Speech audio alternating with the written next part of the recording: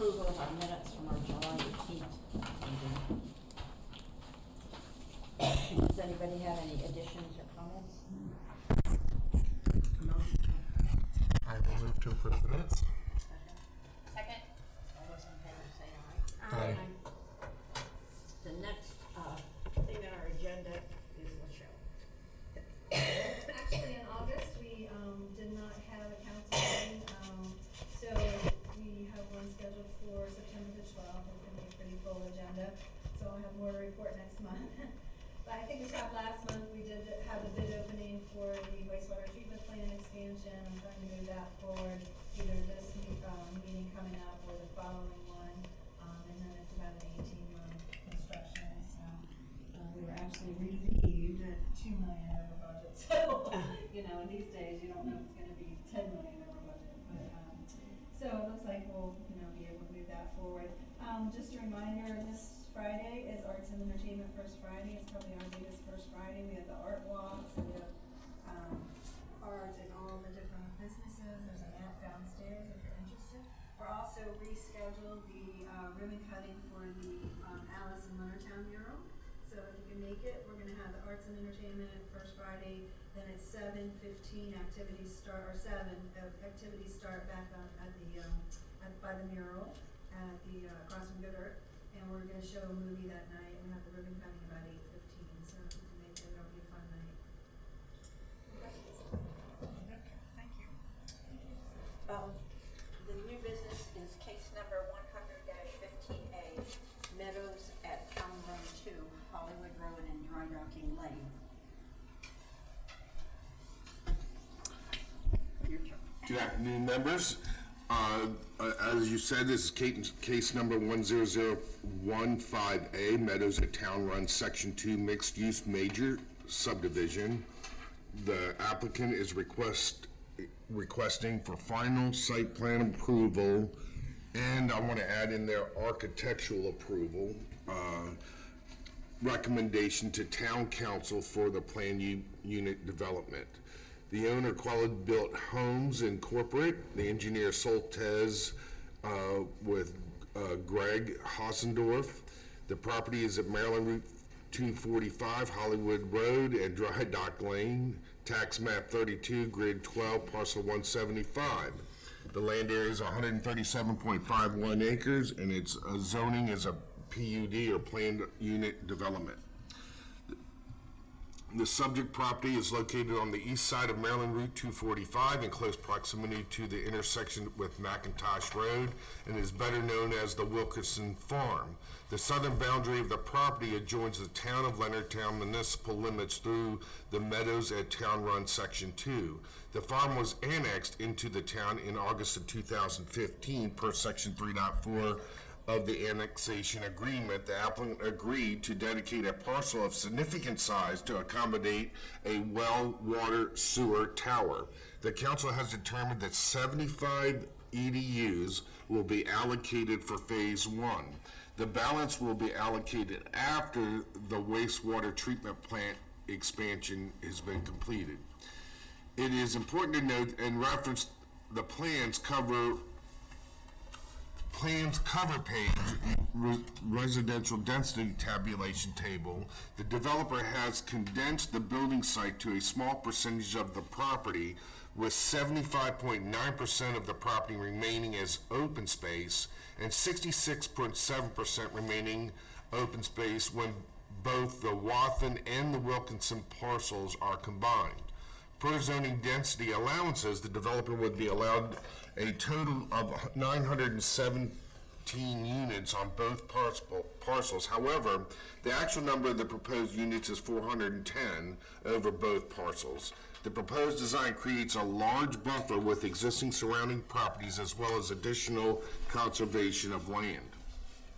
The applicant is proposing 12 single-family units, 147 townhouse units, and 144 apartment units to be owned by and operated by Quality Built Homes in 4 separate buildings containing 36 apartments each, as well as recreational amenities.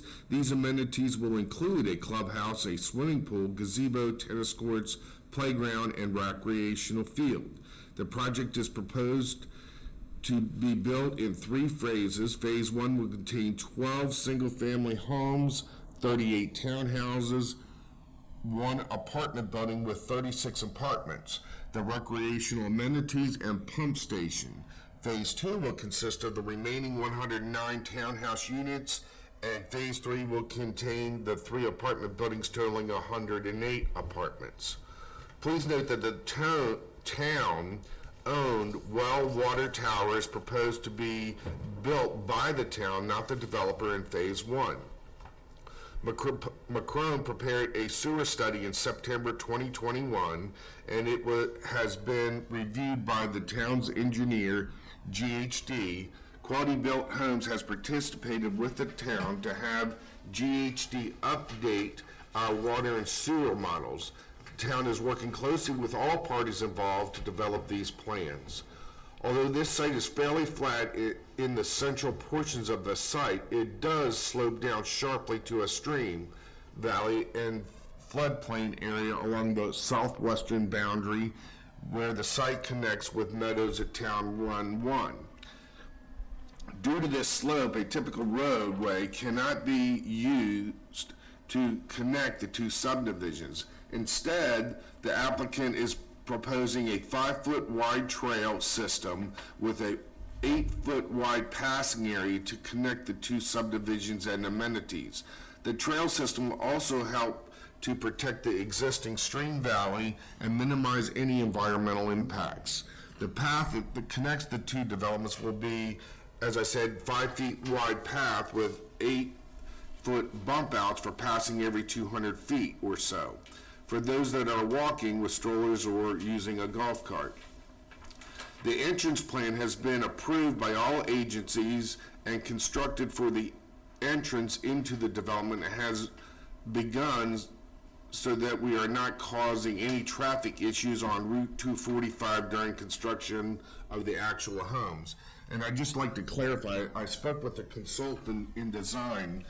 When I say that the construction has begun, they've had their pre-construction meeting, but I do not believe they broke ground yet. The project has been submitted to Soil Conservation District, Department of Public Works and Transportation, Leonardtown Volunteer Fire Department, and the State Highway Administration for review and approval. To date, concept approval has been received by all required agencies except for the Leonardtown Volunteer Fire Department. Final site plan approval has been obtained from Department of Public Works. Action needed today, the applicant is requesting final site plan approval and architectural plan approval for the Meadows at Town Run Section 2. The Planning and Zoning Commission can vote to recommend approval, approval with conditions, delay, or denial. The sample motion, I move to recommend approval, approval with conditions, delay, or denial. The request for case number 1015A, Meadows at Town Run Section 2 Mixed Use Major Subdivision. So if you guys... They have actually started moving dirt on the entrance. Okay, yeah, I didn't get over there this week, so... Yeah, it's just it's storm management. It's like the end where you wouldn't even notice it'd be real well done. They have equipment out there, yeah, working on getting the initial. So I saw on the other end. I saw the construction equipment there 2 weeks ago, but I hadn't been out since. Yeah. That's good. Did you want to make a presentation now? Sure. I think, just kind of reiterating what he said, I know the architecturals, I can't remember this morning with you guys, I don't know if you have them in your packets or not, or just, okay, so just to look at a couple of quick things and reiterate a couple of points. That was not to take too much of your time. But let me put up first, I think what he talked about with the amount of open space, because Yeah, you're fine. it's always deceiving when you obviously look at the amount of open space where, like on a project like this, that it's 35% open space, but it never looks like it really kind of, still gets a lot more gets utilized. On this one, you can actually see this whole chunk. And you can see on here that this was a, wetlands. We could have crossed this wetland crossing. The original thought was we'd come in, it'd be single families. And, you basically, building conventional 70% of the ground and 30% open space and putting 300 units of single families in. I talked to Laschelle and said, I know you had said last time, like we had, the market's shifting around. I want to cry for kids nowadays. They have to buy a house and it's $550,000 for a single family home that used to be. So just the market with and the hyperinflation movement we're in right now is even more silly. That'll give at some point, but still it's not giving a ton. It's still very difficult for young folks or anybody, quite honestly, to get into a home, not just young folks nowadays, for what the Southern demographic of jobs and wages kind of pay, it's tough. So we decided to kind of do this mixed use, and in turn, basically, obviously that's what's designed for, like anything you would read in Maryland, or what the development, saving space and saving the wetlands. And we had, with Mr. Lumpkins over here and a couple other folks, that they were more than thrilled that the development was going to be contained in a tighter spot. You can see where it connects back to Measure. And this is just a good visual to see the apartments will be in here, the rec area is going to be in here, and you'll see some visuals that follow, but it's always good to maybe get a better view of the whole project. The tall signals here as we come in, and then townhouses there, apartments here, and then townhouses in the back, and then the trail will be here that will actually connect to Meadows and Town Run. And there's a section of the trail that would be coming off of Meadows Town Run, kind of more towards this area that actually crosses the wetland. That would be probably a 500-foot section. There will be more of a boardwalk type section with we're going to do a covered bridge, just really for aesthetics. We're going to do a covered bridge, which will be in this area, and then the boardwalk, and then the rest of it will be an asphalt trail. But definitely to create the connectivity and letting people get from one community to the other. And then really, the kind of the thought of the town is if you're starting from this end of Meadows Town Run 2, you could basically make your way all the way back to downtown eventually. So that's hopefully with all the sidewalks. I know we're getting that done sooner or later. I know it's coming. It's going to happen, but it's well along the way. But so it's kind of great to see that, and I would love to see people just walking and biking, as you said earlier, Gene, just on a nice day, not on smothering out there today, but actually be able to walk through it. So they showed, and all this is preserved, and that's actually that's a good visual of that. The rec center, which we're real excited about this. We've actually designed the building ourselves. We got structural engineers all working all the stuff, but we just I just wanted it to be something that was, didn't compete, didn't look like a house, didn't look like the building, just kind of really, and yet complemented everything. We feel like we really have it's a great building. We're really excited about it. It's actually going to be, so the focal point, the nice thing is it's, when you get right to this circle, so you're coming down this main drag, this drag will be, it's designed to be just like Leonard's Grant. So you have the aisle in the middle and sidewalks on both sides, parking areas on both sides, so you get that same look that you get going down the main drag of Leonard Parkway. And then when you get back here, when you get to the circle right here, the clubhouse is right here. So it's actually, we really, even the way we place buildings, we try to really kind of keep the aesthetic where it's, hopefully for you when you drive through, you're going to be very, very pleased aesthetically, just the way it feels. And this is just a visual showing it. So these kind of corners go on all four corners of the building. It's very attractive. And then we have the pool there, playgrounds back here. You can see it. It's kind of back in this area, and then kind of a center area people can get picnic and there's tennis courts there. And there's one apartment building over there, and that would be the first one we build. So we plan on building kind of that main drag and all that together. Of course, we've got to build the road all the way back in order they can start construction of the water tower, as well as we've got to do the pump station before we can move any units. The water tower isn't, the water can actually be backfed, and so it doesn't necessarily have to be up before, but I know they're going to time that it's actually close just for, obviously you always keep an eye on water pressure. So aesthetically you have different, types of townhouses in the sense that this will be along the main drag, and this is where you have rear loads. So these are rear load garages. So you're loading from the back, so that's why, once again, it'd be on that main driveway. So we've got a few of those, and then you've got some that load from the front. It'd be more towards the back of the community. And but we've kind of put our spin on this. We're very comfortable. We're very happy with this. We've been with doing something a little, something decorative here on the end of this. So it's well along the way. As we close to the construction, we'll probably actually tweak it a little bit.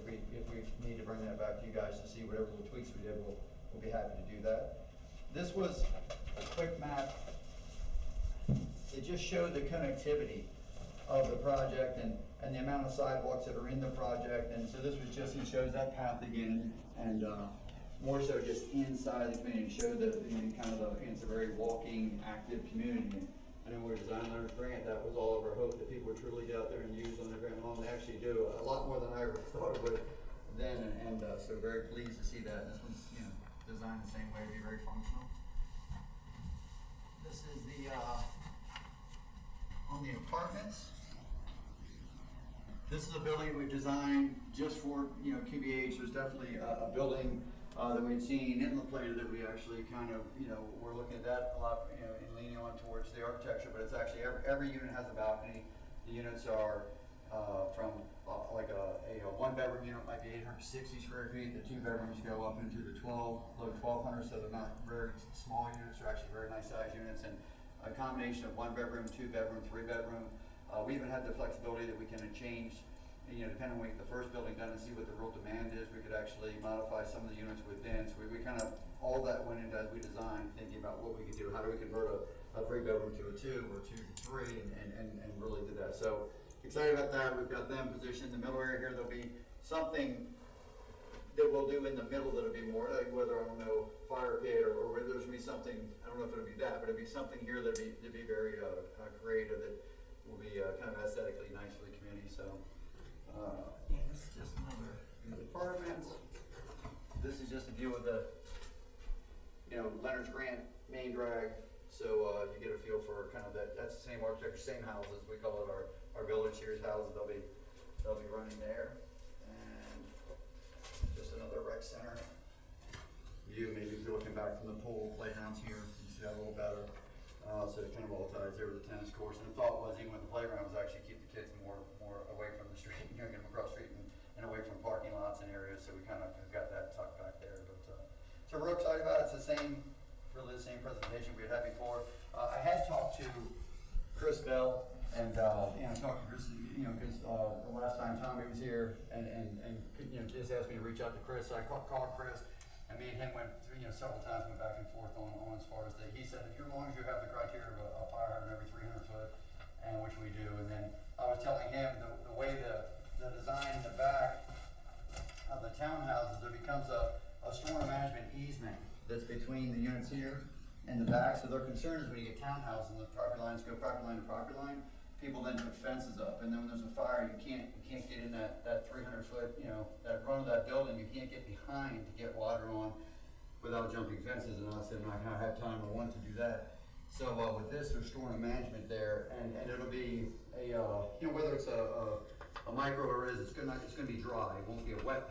Whatever it is, it's just temporarily to handle the storm water, let it soak in, to dissipate. So the majority of the time, this will be open, and then there's a 20-foot area there that nobody can bring fences out. So the 20-foot gap, they'll be able to, so they can get to the front, obviously on the streets, and then they can get to the back through that channel. So he was real happy to hear that, and he didn't see any problems from everything we had discussed. He was Chris was, I think, got another baby on the way, and the one, so he was a couple vacations we were kind of bouncing around, but I think we verbally over the phone got that all taken care of and took care of his concerns. So that was what was holding up the Leonard Town?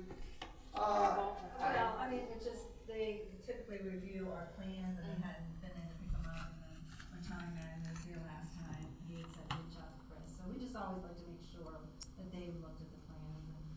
yeah, I think, Okay. yeah, Chris was, I think, he's more than okay, I know that, but he was, I think, he probably assumes that it's even done. I don't know. No, I don't think we need anything more. I mean, as long as they're happy with it. Yep. And we're storm management, we're approved through the county, through DPW, which for the site, and we're deep in, these are deep into construction plans. The construction plans are done. We have the soils conservation we're waiting on. That's just really about phasing. You're only allowed to open up so much ground. This is a large project in the initial stage. We've got to go from here all the way back. The water tower sits here. So we got to get this in the pump stations here. So all of that needs to go in. So that's about a 4,200 foot run of road. And then we've got to put this down to get down here. So it's a big first phase. So we have to break it into stages. And that's why we did the entrance this year. We've got AV&H up there now. We've told them they have until, in this fall to complete there, because we won't be. And then next year, we'll actually probably, you know, work a piece of this. We're gonna watch this hyperinflation amendment too with the water and sewer, right? No, probably we might be grading and then actually, you know, I think every month that I wait, it probably, makes sense right now. It's like lumber's coming down, other things will follow, because our industry's definitely slowing down hard. Even for the news last week, new home starts were down to 511,000. It was down 29% or something over the last couple months. So that impact needs to be felt, because what's happened thus far has been ridiculous with this hyperinflation, which is affecting small areas, as everybody knows. And hopefully they will, you know, I don't want the Fed to overshoot it, but hopefully they do get a grip on that, and we're getting close to that. But we're excited about we'll be taking this main drag, putting that in, and then working our way back. But we're working out all that as far as kind of the most advantageous ways to stage it, also complying with soils conservation and getting where we need to get to.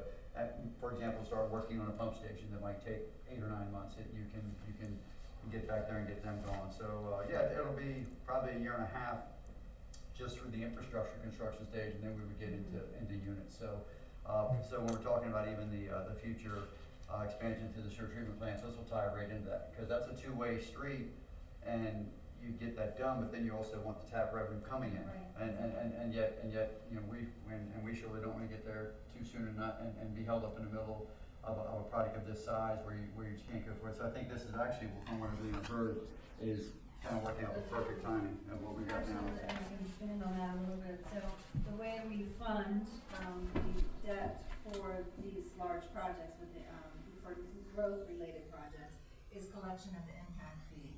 And so we need a steady stream of those coming in each year to meet our debt service. So this really works out well, and Qualityville and both Mark also, they've always had a developer agreement at the beginning of the project for a certain number of EDUs per year, and they usually exceed that, but at least we know that there's a minimum that we would collect from each development to make sure that we have enough coming in to pay for the debt service, so that it's not the existing residents that are paying for growth, it's all paid on the backs of the new development. But it kind of works out well in both situations to know we have a steady income, they know their EDUs are gonna be available, and they can keep moving. And in the case of Meadows Run, we got in there later than we had anticipated, and we were on the kind of the state highway entrance and the project at the same time, and that's why I didn't want to do that this time. It's just too much congestion on the main street there, and it's just timing, everything, you know. We also hit, that was in 2018, it was just a incredible amount of rain, if you guys remember, that was you know, that whole year was like August was this year. It was raining every other day, and it was getting crazy, so we were dealing with all those issues. But we actually were behind, so but in that case, the town still, we paid the taps ahead, and then we worked them off as we go throughout that year. We try to catch up, but you never, once you get behind, you never really catch up. But it did create that revenue, that guarantee stream. We paid that regardless, so that's something that, and that's fine if it aligns like that for us, as long as we're in the ballpark. We're happy with that, and it's worked A out little really bit well. more on Route 5, Maryland 245. We did just receive word recently that it sounds like State Highway is going to put a traffic light at Lemons Grant Parkway. Oh, wow. Yeah, so a little surprised, but I think that'll help everyone. Yeah, they said there was a petition that circulated from Meadows, and they re-looked at the traffic count, and somehow it met the warrants, even though it didn't with Smecco or the library, but anyway, that's good news. So I guess it'll be going there, which actually gives a break for both Meadows and Meadows 2 to get, to come out, even though the light's not right at their intersection. And we really haven't had issues. I go through there in the morning, around school time, and in the evening, and I haven't really seen a major problem. I mean, I think originally there were a couple accidents, but I think the left turn lane really helps, and it seems to be functioning well, but certainly light is probably gonna be a big benefit there. And then also, we just got word last Friday that they're ramping back up on the sidewalk construction that's gonna finish from Mattingly Street out to Leonard's Grant Parkway, so. That's good. That is huge. Yeah, it's huge. Yeah, clamoring for that for Thank God. several years to get back on track, so I just got a letter or an email from the new project manager, and so it looks like that's gonna move ahead again, so that's Cool. That's great.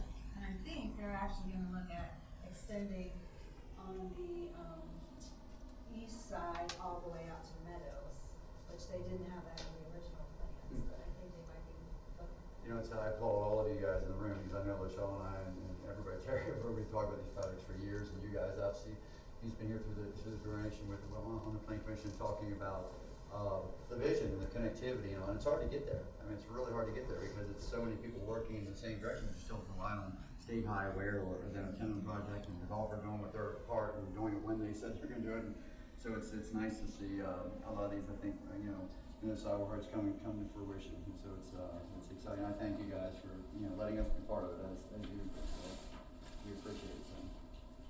Anybody have any other questions? How does it tie into our sewer, or into the sewer? Is it gonna tie into It's Meadows? a port, so It's in the back. I'm super, just like curious. about how Yep, that I'll works. show you here. It's a pump station on this So there were site two, right? that's actually here. So that pump station goes here, goes into a force main that gets directional drilled well under, the wetlands, meaning, you know, fairly deep there, which we worked out all that with Tony and the contractors. They'll direction drill and they go over here. And this was designed originally this way, because when we actually annexed this, we annexed this property and this property simultaneously. So designed these pipes, it actually comes into a manhole here, flows over to this pump station in Meadows, and then that pump station, eventually it's some count. And the Macron will have that engineering count, whether it's 80 units that we build here. The pumps get just upgraded there. So they just, as you go up in pump stations, you need to just kind of gear the pump to the fluids that they're handling. So we also will be changing pumps out in Leonard's Grant pump station as part of this project, because you also, when you change any pumps, then you have to make sure that the ones, as they come on, they can't fight each other. You know, they have to be compatible. So we'll go over there and change that, and it's obviously with all the engineering with the flow and the force of how when it enters an intersection, basically they have to not, one can't be capable of overpowering the other one.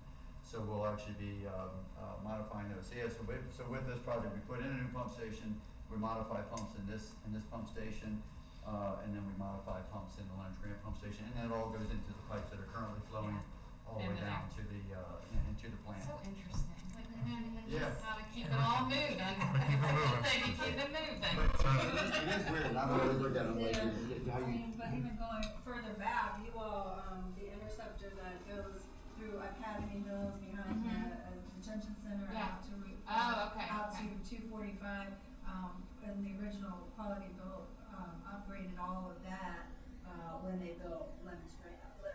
Oh, okay. So along 245 and through the governmental center, they upgraded that. And then most recently, they also did out on 245, upgrading all of that for Meadows 1.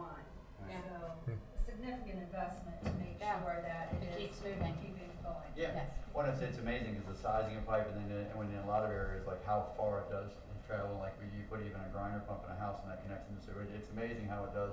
But yeah, all over the country, I promise you, that's how it works, and we're definitely assured through all these projects that it's actually, a really good system, so I think we're. And we actually proactively back in 2002 or 2002, I think, we did a model, it had GHD, our engineers do a model on all the water system, all the sewer system. And it actually will show, when the pipes are starting to get full, it projects that and how they're operating now, so that we have a plan for what needs to happen, what kind of upgrades need to happen. And then, one thing that, Mike had just read in the report, is we just updated that, and Quality Built participated with us in upgrading those models, so that we'll always have a current model of how the system's flowing and what needs to be upgraded next. Okay, so.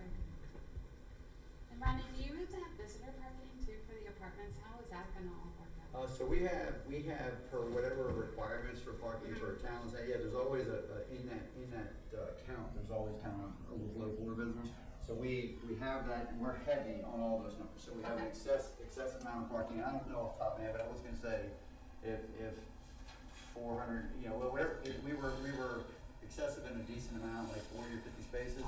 We also have all the parking here. So this parking right here is what's needed for this building.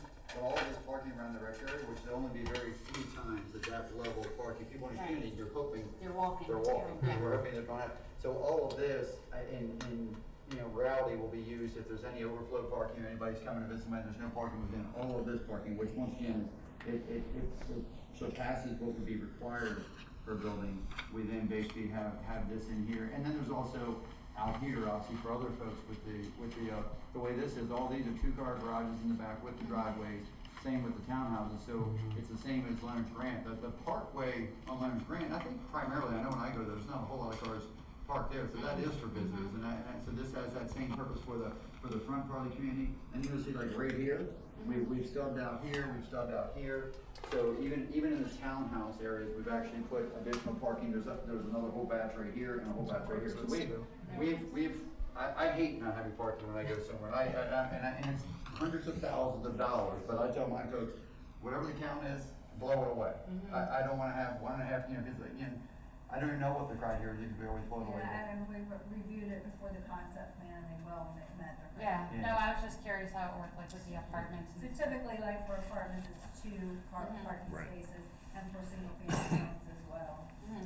And I'm assuming you're anticipating people from the first area using like the rec area Trail. and maybe well that, but like if they're gonna come to the pool with kids, they're probably gonna drive over. Yeah, to I the think other it's probably side, just park so- right there at the clubhouse. And that's why Right, so we there's a did- lot of parking. Yeah. And that's the summer months, and that's why we did During the summer, actually yeah. put that, and we did actually, we're definitely way over in the parking, we can get those exact, but I mean, it would, I don't need it exactly. but, No. yeah, even what we did, the way this is set up, just so you know, so all of these folks are actually, tagged to that rec center.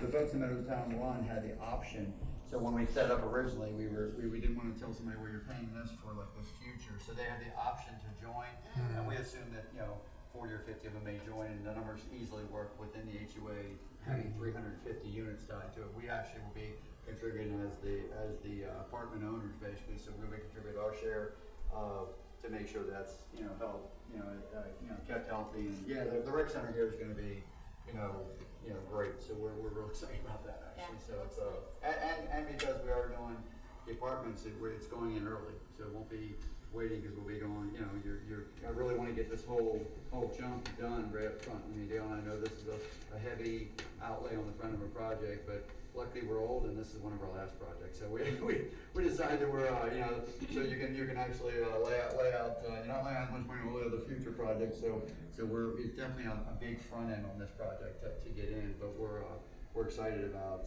that, we wanna see it, It'll also be nice for when you're showing people, when you Oh, start absolutely. showing it, it'll already be done, and people will be Yeah. like, oh, that's cool. Yeah, Instead of like, oh, we're gonna have this, Yeah, for not only the apartments, but also for the sale of the townhouses or the singles, it's Yep. definitely a bring, and for Meadows One folks, because they are part of that, and if they do join, they would have been in for several years, and it's nice to help be getting amenities.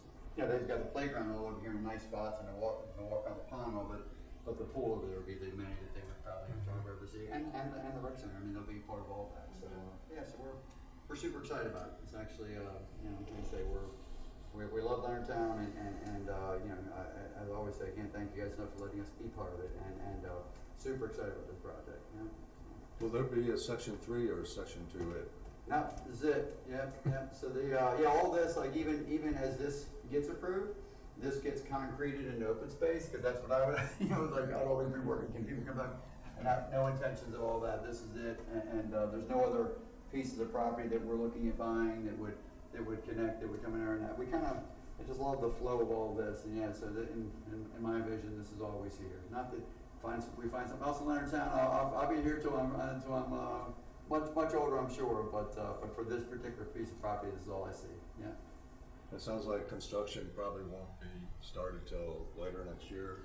Well, no, I think, so right now, there's all the stuff at the entrance, and then they're down here working like storm management stuff here, so, 80 they're gonna, you gotta get your teeth into the job, and then you take off. So I'd imagine within a couple weeks, we're gonna see some, you'll notice some rollers moving out there, and it won't take them long. It'll be 2 months getting that entrance done.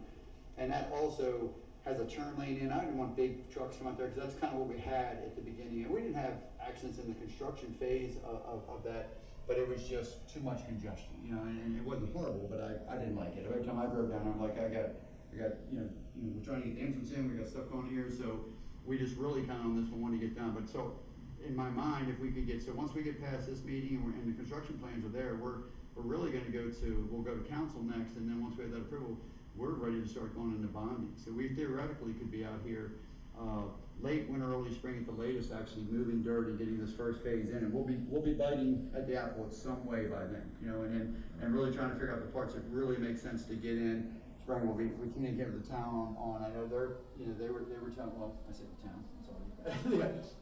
With the water tower, they were saying, look, okay, as soon as you can get us back there, so whatever we have to do to make that happen. So we just have to work with rules and conditions as far as, you can only open up, it's 10 acres, but there's a formula, you can go over 10 with certain things, and this is 20 some acres of disturbance commitment, so we just gotta break it in. And that's what, we have a phasing plan in them right now, and that's what they're finalizing their review on, just that phasing plan. And then we'll figure out on how to construct it. But I would say if you look at the end of this year as being maybe to get on site in 18 months of infrastructure, is I would say would probably lead, and then building in the middle of 2024 is what I would see being realistic. Yeah. And we actually anticipate going out to bid probably in the next 2 months with the water tower, so we really need to move that forward. That'll further complicate the traffic, just us being out there constructing at the same time as well. Well, that entrance, I mean, what they did there, there should be no issues out there, because they've got the dedicated left-hand in coming from this way, there's the dedicated left-hand in, and you've got your D-cell coming on this way, so there really should be, and that dedicated left-end, I think, stacks 5 or 6 cars, and that you're not gonna have that many coming into that project at any one time. So we really shouldn't have any issues out there, so hoping not. Yeah. Anything else? Thank you. I do. How does the school part work? I mean, I don't know if we communicate with them about the number. We do. What So was the over student years, number? we do not have adequate public facilities per se, but we have worked with the school board over the years, and one of the things we did was look for a school site, which they ended up building on the Hayden Farm. We also had offered one on the Clark Farm. So all these developments, we meet with the school board regularly and keep them up to date on what we're doing, and then they factor that in. And like I said, we collect the school impact fee and turn it over to the county. That's the only part of our impact fee that gets passed on to the county. So all that, our growth is actually paying our part of the school impact fee, and we communicate all the time. And on projects this size, it's kind of, I always go back when I'm in any meeting or planning commission meeting and talk about the actual studio, and this is the same pretty much in the entire country, and it doesn't sound realistic, but it is, because it's averaged over, it's basically like 0.44, 0.45 is students per household, and that's K through 12, which is kind of crazy, because you see a neighbor, you see you see a family with 4 or 5 kids running around. You wonder where they are. But there's also the retired couple, and there's also the young couple that has a baby or two, but they're not in school yet. So it's 0.45, which is really crazy. Apartments are even less. They're actually in like a high 0.39, 4.4.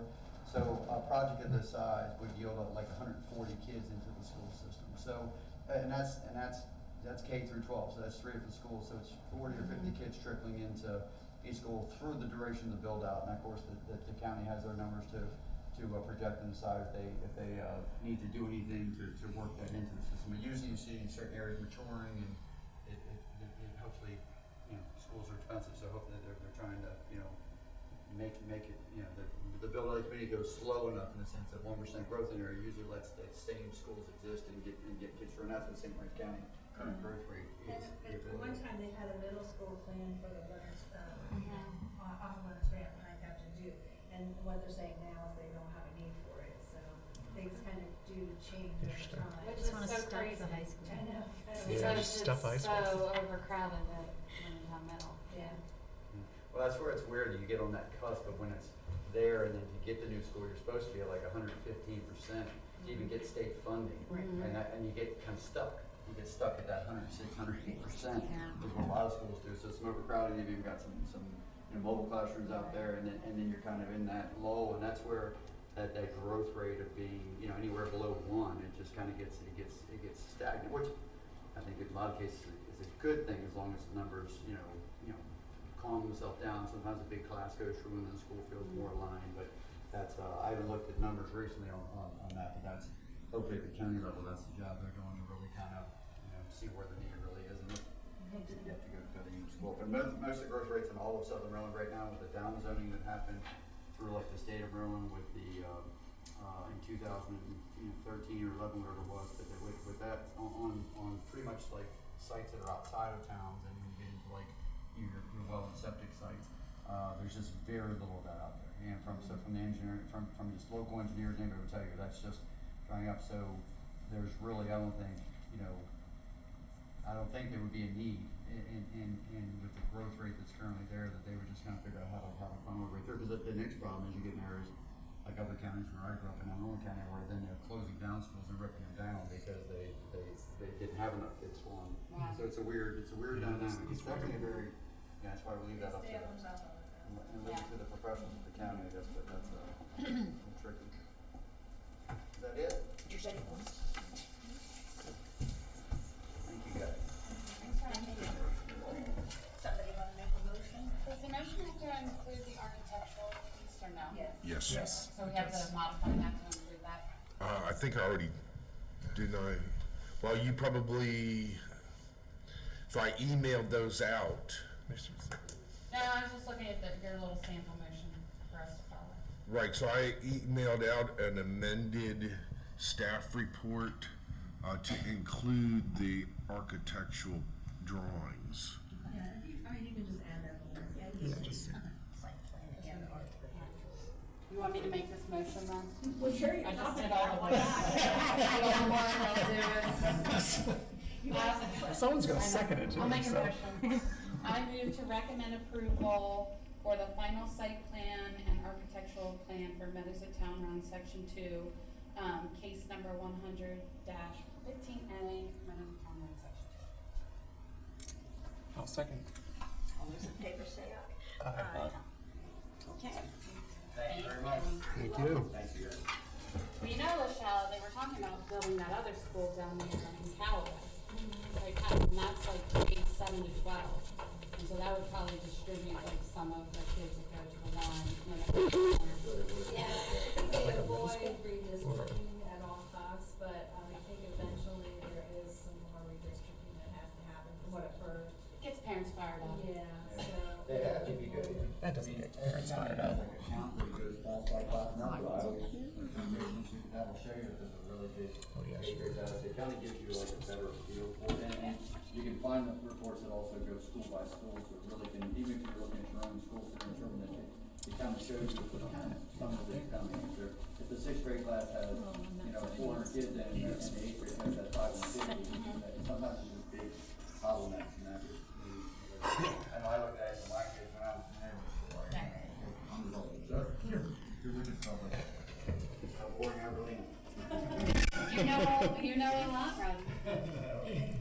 See you guys, thank you so much. All right, thank you. I guess you don't have to sign. Our other business is the review of the in-house permits for July. Did anybody have any questions or comments about that? No. Looks pretty slow, huh? Well, entertain a Quiet at least. motion for adjournment then. It's, the August is picking up. Yes. Yeah, July slowed down. I was surprised that we only had one single-family house permit pulled, but we had 6 U and O's. So we collected those impact fees and those kinds of things for July. Everything's looking nice though. All right, I make a motion to adjourn. Second. I'll second. All those in favor say aye. Aye. I'm not kidding, it's like overnight, I have to now do this.